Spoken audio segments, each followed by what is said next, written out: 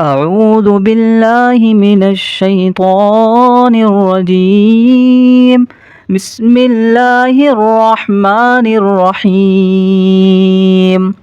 الحمد لله الذي أنزل على عبده الكتاب ولم يجعل له عوجا قيما لينذر بأسا شديدا من لدنه ويبشر المؤمنين الذين يعملون الصالحات أن لهم أجرا حسنا ماكثين فيه أبدا وينذر الذين قالوا اتخذ الله ولدا ما لهم به من علم ولا لآبائهم كبرت كلمة تخرج من أفواههم إن يقولون إلا كذبا فلعلك باخع نفسك على آثارهم إن لم يؤمنوا بهذا الحديث أسفا إنا جعلنا ما على الأرض زينة لها لنبلوهم أيهم أحسن عملا وإنا لجاعلون ما عليها صعيدا جرزا أم حسبت أن أصحاب الكهف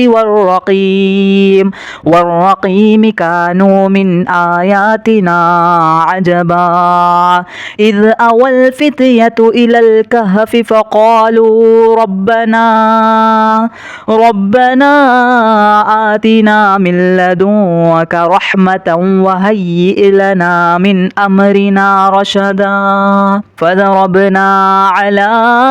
آذانهم في الكهف سنين عددا ثم بعثناهم لنعلم أي الحزبين أحصى لما لبثوا أمدا نحن نقص عليك نبأهم بالحق إنهم فتية آمنوا بربهم وزدناهم هدى وربطنا على قلوبهم إذ قاموا فقالوا ربنا رب السماوات والأرض لن ندعو من دونه إلها لقد قلنا إذا شططا هؤلاء قوم اتخذوا من دونه آلهة لولا يأتون عليهم بسلطان بين فمن أظلم ممن افترى على الله كذبا وإذ اعتزلتموهم وما يعبدون إلا الله فأووا إلى الكهف ينشر لكم ربكم من رحمته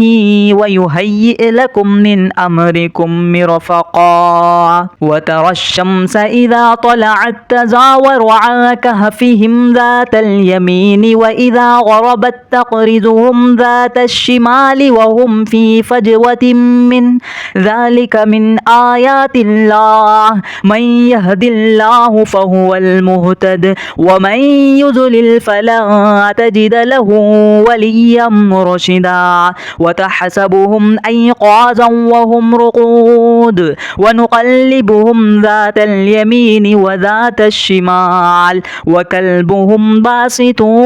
ذراعيه بالوصيد لو اطلعت عليهم لوليت منهم فرارا ولملئت منهم رعبا وكذلك بعثناهم ليتساءلوا بينهم قال قائل منهم كم لبثتم قالوا لبثنا يوما أو بعد يوم قالوا ربكم أعلم بما لبثتم فابعثوا أحدكم بورقكم هذه إلى المدينة فلينظر أيها أزكى طعاما فليأتكم برزق منه وليتلطف ولا يشعرن بكم أحدا إنهم إن يظهروا عليكم يرجموكم أو يعيدوكم في ملتهم ولا تفلحوا إذا أبدا وكذلك أعثرنا عليهم ليعلموا أن وعد الله حق وأن الساعة لا ريب فيها إذ يتنازعون بينهم أمرهم فقالوا ابنوا عليهم بنيانا ربهم أعلم بهم قال الذين غلبوا على أمرهم لنتخذن عليهم مسجدا سيقولون ثلاثة رابعهم كلبهم ويقولون خمسة سادسهم كلبهم رجما بالغيب ويقولون سبعة وثامنهم كلبهم قل ربي أعلم بعدتهم ما يعلمهم إلا قليل فلا تمار فيهم إلا مراء ظاهرا ولا تستفت فيهم منهم أحدا ولا تقولن لشيء إني فاعل ذلك غدا إلا أن يشاء الله واذكر ربك إذا نسيت وقل عسى أن يهديني ربي لأقرب من هذا رشدا ولبثوا في كهفهم 300 سنين وازدادوا 9 قل الله أعلم بما لبثوا له غيب السماوات والأرض أبصر به وأسمع ما لهم من دونه من ولي ولا يشرك في حكمه أحدا واتل ما أوحي إليك من كتاب ربك لا مبدل لكلماته ولا تجد من دونه ملتحدا واصبر نفسك مع الذين يدعون ربهم بالغداة والعشي يريدون وجهه ولا تعد عيناك عنهم تريد زينة الحياة الدنيا ولا تطع من أغفلنا قلبه عن ذكرنا واتبع هواه وكان أمره فرطا وقل الحق من ربكم فمن شاء فليؤمن ومن شاء فليكفر إنا أعتدنا للظالمين نارا أحاط بهم سرادقها وإن يستغيثوا يغاثوا بماء كالمهل يشوي الوجوه بئس الشراب وساءت مرتفقا إن الذين آمنوا وعملوا الصالحات إنا لا نضيع أجر من أحسن عملا أولئك لهم جنات عدن تجري من تحتهم الأنهار يحلون فيها من أساور من ذهب ويلبسون ثيابا خضرا من سندس واستبرق متكئين فيها على الأرائك نعم الثواب وحسنت مرتفقا واضرب لهم مثلا رجلين جعلنا لأحدهما جنتين من أعناب وحففناهما بنخل وجعلنا بينهما زرعا كلتا الجنتين آتت أكلها ولم تظلم منه شيئا وفجرنا خلالهما نهرا وكان له ثمر فقال لصاحبه وهو يحاوره أنا أكثر منك مالا وأعز نفرا ودخل جنته وهو ظالم لنفسه قال ما أظن أن تبيد هذه أبدا وما أظن الساعة قائمة ولئن رددت إلى ربي لأجدن خيرا منها منقلبا قال له صاحبه وهو يحاوره أكفرت بالذي خلقك من تراب ثم من نطفة ثم سواك رجلا لكن هو الله ربي ولا أشرك بربي أحدا ولولا إذ دخلت جنتك قلت ما شاء شاء الله لا قوة إلا بالله إن ترني أنا أقل منك مالا وولدا فعسى ربي أن يؤتيني خيرا من جنتك ويرسل عليها حسبانا من السماء فتصبح سعيدا زلقا أو يصبح ماؤها غورا فلن تستطيع له طلبا وأحيط بثمره فأصبح يقلب كفيه على ما أنفق فيها وهي خاضعة على عروشها ويقول يا ليتني لم أشرك بربي أحدا ولم تكن له فئة ينصرونه من دون الله وما كان منتصرا هنالك الولاية لله الحق هو خير ثوابا وخير عقبا واضرب لهم مثل الحياة الدنيا كماء إن أنزلناه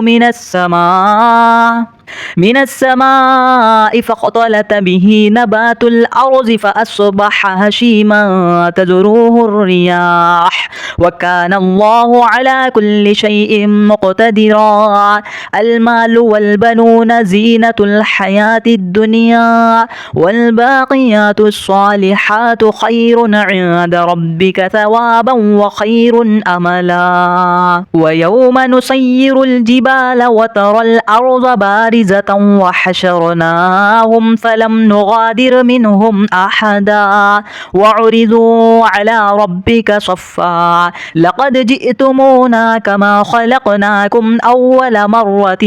بل زعمتم أن لن نجعل لكم موعدا ووزع الكتاب فترى المجرمين مشفقين مما فيه ويقول يا ويلتنا ما لهذا الكتاب لا يغادر صغيرة ولا كبيرة إلا أحصاها ووجدوا ما عملوا حاضرا ولا يظلم ربك أحدا وإذ قلنا للملائكة اسجدوا لآدم فسجدوا إلا إبليس كان من الجن ففسق عن أمر ربه أفتتخذونه وذريته أولياء من دوني وهم لكم عدو بئس للظالمين بدلا ما أشهدتهم خلق السماوات والأرض ولا خلق أنفسهم وما كنت متخذ المضلين عضدا ويوم يقول نادوا شركائي الذين زعمتم فدعوهم فلم يستجيبوا لهم وجعلنا بينهم موبقا ورأى المجرمون النار فظنوا أنهم مواقعها ولم يجدوا عنها مصرفا ولقد صرفنا في هذا القرآن للناس من كل مثل وكان الإنسان أكثر شيء جدلا وما منع الناس أن يؤمنوا إذ جاءهم الهدى ويستغفروا ربهم إلا أن تأتيهم سنة الأولين أو يأتيهم العذاب قبلا وما نرسل المرسلين إلا مبشرين ومنذرين ويجادل الذين كفروا بالباطل ليدحضوا به الحق واتخذوا آياتي وما أنذر هزوا ومن أظلم ممن ذكر بآيات ربه فأعرض عنها ونسي ما قدمت يداه إنا جعلنا على قلوبهم أكنة أن يفقهوه وفي آذانهم وقرا وإن تدعهم إلى الهدى فلن يهتدوا إذا أبدا وربك الغفور ذو الرحمة لو يؤاخذهم بما كسبوا لعجل لهم العذاب بل لهم موعد لن يجدوا من دونه موئلا وتلك القرى أهلكناهم لما ظلموا وجعلنا لمهلكهم موعدا وإذ قال موسى لفتاه لا أبرح حتى أبلغ مجمع البحرين أو أمضي حقبا فلما بلغ مجمع بينهما نسي حوطهما فاتخذ سبيله في البحر سربا فلما جاوز قال لفتاه آتنا غداءنا لقد لقينا من سفرنا هذا نصبا قال أرأيت إذ أوينا إلى الصخرة فإني نسيت الحوت وما أنسانيه إلا الشيطان أن أذكره واتخذ سبيله في البحر عجبا قال ذلك ما كنا نبغي فارتد على آثارهما قصصا فوجد عبدا من عبادنا آتيناه رحمة من عندنا وعلمناه من لدنا علما قال له موسى هل أتبعك على أن تعلمني مما علمت رشدا قال إنك لن تستطيع معي صبرا وكيف تصبر على ما لم تحط به خبرا قال ستجدني إن شاء الله صابرا ولا أعصي لك أمرا قال فإن اتبعتني فلا تسألني عن شيء حتى أحدث لك منه ذكرا فانطلقا حتى إذا ركب في السفينة خرقها قال أخرقتها لتغرق أهلها لقد جئت شيئا إمرا قال ألم أقل إنك لن تستطيع معي صبرا قال لا تؤاخذني بما نسيت ولا ترهقني من عمري عسرا فانطلقا حتى إذا لقي غلاما فقتله قال أقتلت نفسا زكية بغير نفس لقد جئت شيئا نكرا قال ألم أقل لك إنك لن تستطيع معي صبرا قال إن سألتك عن شيء بعدها فلا تصاحبني قد بلغت من لدني عذرا فانطلقا حتى إذا أتيا أهل قرية استطعما أهلها فأبوا أن يضيفوهما فوجد فيها جدارا يريد أن ينقض فأقامه قال لو شئت لاتخذت عليه أجرا قال هذا فراق بيني وبينك سأنبئك بتأويل ما لم تستطيع عليه صبرا أما السفينة فكانت لمساكين يعملون في البحر فأردت أن أعيبها وكان وراءهم ملك يأخذ كل سفينة غصبا وأما الغلام فكان أبواه مؤمنين فخشينا أن يرهقهما طغيانا وكفرا فأردنا أن يبدلهما ربهما خيرا منه زكاة وأقرب رحما وأما الجدار فكان لغلامين يتيمين في المدينة وكان تحته كنز لهما وكان أبوهما صالحا فأراد ربك أن يبلغا أشدهما ويستخرجا كنزهما رحمة من ربك وما فعلته عن أمري ذلك تأويل ما لم تستطع عليه صبرا ويسألونك عن ذي القرنين قل سأتلو عليكم منه ذكرا إنا مكنا له في الأرض وآتيناه من كل شيء سببا فأتبع سببا حتى إذا بلغ مغرب الشمس وجدها تغرب في عين حمئة ووجد عندها قوما قلنا يا ذا القرنين إما أن تعذب وإما أن تتخذ فيهم حسنا قال أما من ظلم فسوف نعذبه ثم يرد إلى ربه فيعذبه عذابا نكرا وأما من آمن وعمل صالحا فله جزاء الحسنى وسنقول له من أمرنا يسرا ثم أتبع سببا حتى إذا بلغ مطلع الشمس وجدها تطلع على قوم لم نجعل لهم من دونها سترا كذلك وقد أحطنا بما لديه خبرا ثم أتبع سببا حتى إذا بلغ بين السدين وجد من دونهما قوما لا يكادون يفقهون قولا قالوا يا ذا القرنين إن يأجوج ومأجوج مفسدون في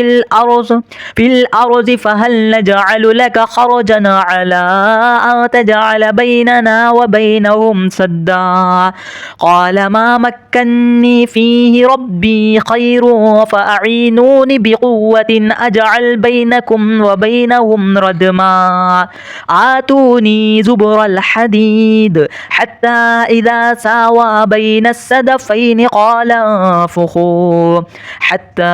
إذا جعله نارا قال آتوني أفرغ عليه قطرا فما استطاعوا أن يظهروه وما استطاعوا له نقبا قال هذا رحمة من ربي فإذا جاء وعد ربي جعله دكا وكان وعد ربي حقا وتركنا بعضهم يومئذ يموج في بعض ونفخ في الصور فجعلناهم جماعا وأعرضنا جهنم يومئذ للكافرين عرضا الذين كانت أعينهم في غطاء عن ذكري وكانوا لا يستطيعون سمعا أفحسب الذين كفروا أن يتخذوا عبادي من دوني أولياء إنا أعتدنا جهنم للكافرين نزلا قل هل ننبئكم بالأخسرين أعمالا الذين ضل سعيهم في الحياة الدنيا وهم يحسبون أنهم يحسنون صنعا أولئك الذين كفروا بآيات ربهم ولقائه فحبطت أعمالهم فلا نقيم لهم يوم القيامة وزنا كذلك جزاؤهم جهنم بما كفروا واتخذوا آياتي ورسلي هزوا إن الذين آمنوا وعملوا الصالحات كانت لهم جنات الفردوس نزلا خالدين فيها لا يبغون عنها حولا قل لو كان البحر مدادا لكلمات ربي لنفد البحر قبل أن تنفد كلمات ربي ولو جئنا بمثله مددا قل إنما أنا بشر مثلكم يوحى إلي أنما إلهكم إله واحد فمن كان يرجو لقاء ربه فليعمل عملا صالحا ولا يشرك بعبادة ربه أحدا أعوذ بالله من الشيطان الرجيم بسم الله الرحمن الرحيم الحمد لله الذي أنزل على عبده الكتاب ولم يجعل له عوجا قيما لينذر بأسا شديدا من لدنه ويبشر المؤمنين الذين يعملون الصالحات أن لهم أجرا حسنا ماكثين فيه أبدا وينذر الذين قالوا اتخذ الله ولدا ما لهم به من علم ولا لآبائهم كبرت كلمة تخرج من أفواههم إن يقولون إلا كذبا فلعلك باخع نفسك على آثارهم إن لم يؤمنوا بهذا الحديث أسفا إنا جعلنا ما على الأرض زينة لها لنبلوهم أيهم أحسن عملا وإنا لجاعلون ما عليها صعيدا جرزا أم حسبت أن أصحاب الكهف والرقيم كانوا من آياتنا عجبا إذ أوى الفتية إلى الكهف فقالوا ربنا آتنا من لدنك رحمة وهيئ لنا من أمرنا رشدا فضربنا على آذانهم في الكهف سنين عددا ثم بعثناهم لنعلم أي الحزبين أحصى لما لبثوا أمدا نحن نقص عليك نبأهم بالحق إنهم فتية آمنوا بربهم وزدناهم هدى وربطنا على قلوبهم إذ قاموا فقالوا ربنا رب السماوات والأرض لن ندعو من دونه إلها لقد قلنا إذا شططا هؤلاء قوم اتخذوا من دونه آلهة لولا يأتون عليهم بسلطان بين فمن أظلم ممن افترى على الله كذبا وإذ اعتزلتموهم وما يعبدون إلا الله فأووا إلى الكهف ينشر لكم ربكم من رحمته ويهيئ لكم من أمركم مرفقا وترى الشمس إذا طلعت تزاور عن كهفهم ذات اليمين وإذا غربت تقرضهم ذات الشمال وهم في فجوة من ذلك من آيات الله من يهد الله فهو المهتد ومن يضلل فلا تجد له وليا مرشدا وتحسبهم أيقاظا وهم رقود ونقلبهم ذات اليمين وذات الشمال وكلبهم باسط ذراعيه بالوصيد لو اطلعت عليهم لوليت منهم فرارا ولملئت منهم رعبا وكذلك بعثناهم ليتساءلوا بينهم قال قائل منهم كم لبثتم قالوا لبثنا يوما أو بعد يوم قالوا ربكم أعلم بما لبثتم فابعثوا أحدكم بورقكم هذه إلى المدينة فلينظر أيها أزكى طعاما فليأتكم برزق منه وليتلطف ولا يشعرن بكم أحدا إنهم إن يظهروا عليكم يرجموكم أو يعيدوكم في ملتهم ولا تفلحوا إذا أبدا وكذلك أعثرنا عليهم ليعلموا أن وعد الله حق وأن الساعة لا ريب فيها إذ يتنازعون بينهم أمرهم فقالوا ابنوا عليهم بنيانا ربهم أعلم بهم قال الذين غلبوا على أمرهم لنتخذن عليهم مسجدا سيقولون ثلاثة رابعهم كلبهم ويقولون خمسة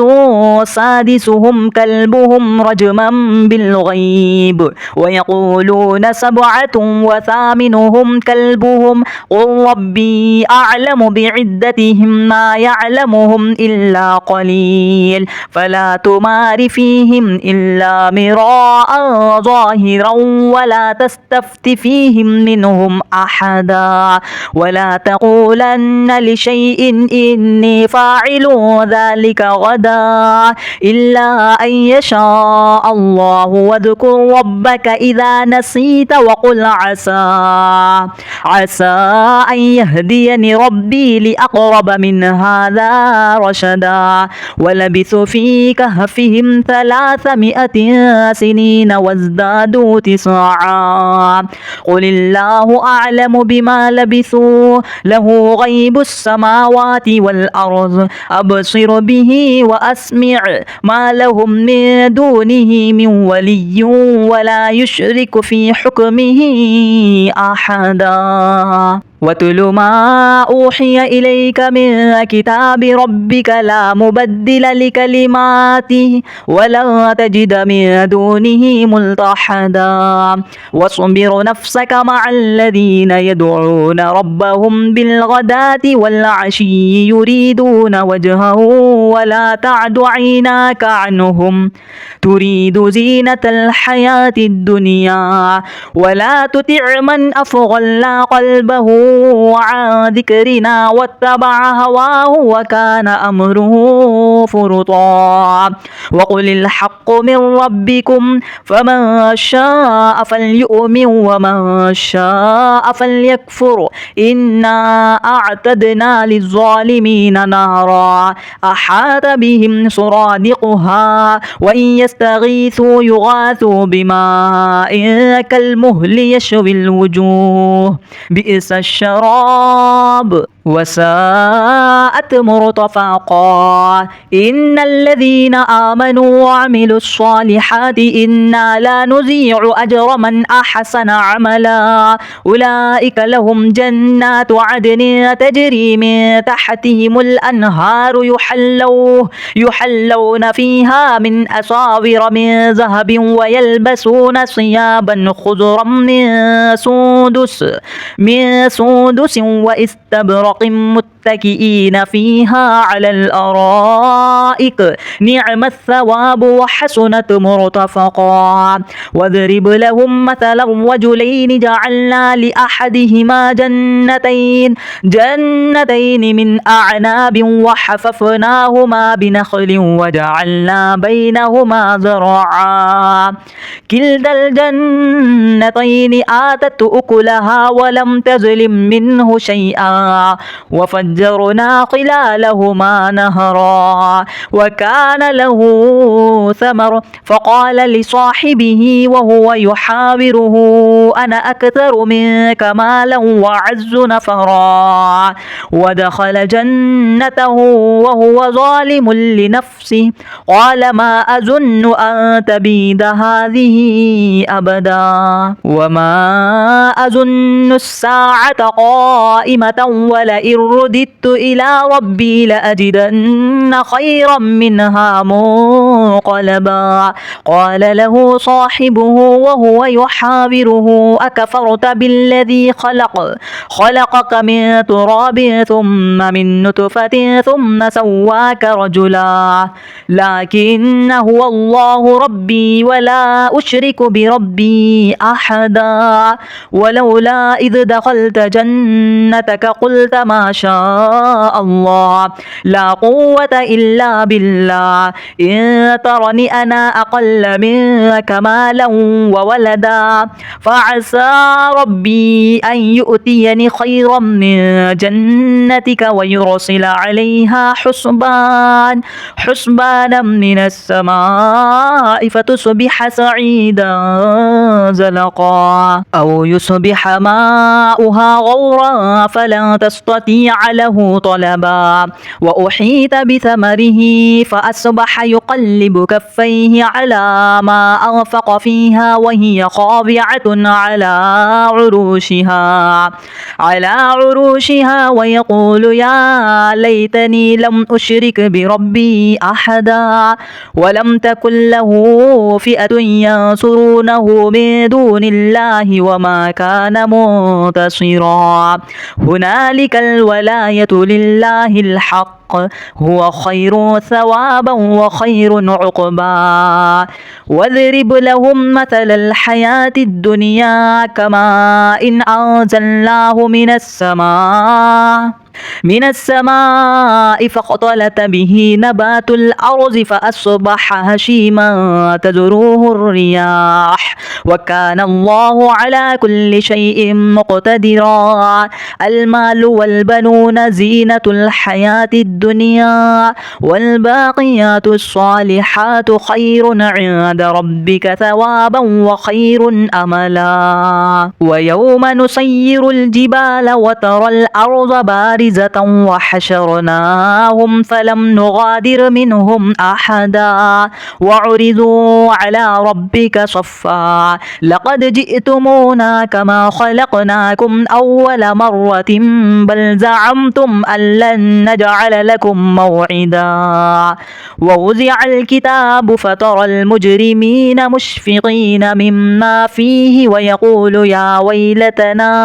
يا ويلتنا ما لهذا الكتاب لا يغادر صغيرة ولا كبيرة إلا أحصاها ووجدوا ما عملوا حاضرا ولا يظلم ربك أحدا وإذ قلنا للملائكة اسجدوا لآدم فسجدوا إلا إبليس كان من الجن ففسق عن أمر ربه أفتتخذونه وذريته أولياء من دوني وهم لكم عدو بئس للظالمين بدلا ما أشهدتهم خلق السماوات والأرض ولا خلق أنفسهم وما كنت متخذ المضلين عضدا ويوم يقول نادوا شركائي الذين زعمتم فدعوهم فلم يستجيبوا لهم وجعلنا بينهم موبقا ورأى المجرمون النار فظنوا أنهم مواقعها ولم يجدوا عنها مصرفا ولقد صرفنا في هذا القرآن للناس من كل مثل وكان الإنسان أكثر شيء جدلا وما منع الناس أن يؤمنوا إذ جاءهم الهدى ويستغفروا ربهم إلا أن تأتيهم سنة الأولين أو يأتيهم العذاب قبلا وما نرسل المرسلين إلا مبشرين ومنذرين ويجادل الذين كفروا بالباطل ليدحضوا به الحق واتخذوا آياتي وما أنذر هزوا ومن أظلم ممن ذكر بآيات ربه فأعرض عنها ونسي ما قدمت يداه إنا جعلنا على قلوبهم أكنة أن يفقهوه وفي آذانهم وقرا وإن تدعهم إلى الهدى فلن يهتدوا إذا أبدا وربك الغفور ذو الرحمة لو يؤاخذهم بما كسبوا لعجل لهم العذاب بل لهم موعد لن يجدوا من دونه موئلا وتلك القرى أهلكناهم لما ظلموا وجعلنا لمهلكهم موعدا وإذ قال موسى لفتاه لا أبرح حتى أبلغ مجمع البحرين أو أمضي حقبا فلما بلغ مجمع بينهما نسي حوطهما فاتخذ سبيله في البحر سربا فلما جاوز قال لفتاه آتنا غداءنا لقد لقينا من سفرنا هذا نصبا قال أرأيت إذ أوينا إلى الصخرة فإني نسيت الحوت وما أنسانيه إلا الشيطان أن أذكره واتخذ سبيله في البحر عجبا قال ذلك ما كنا نبغي فارتد على آثارهما قصصا فوجد عبدا من عبادنا آتيناه رحمة من عندنا وعلمناه من لدنا علما قال له موسى هل أتبعك على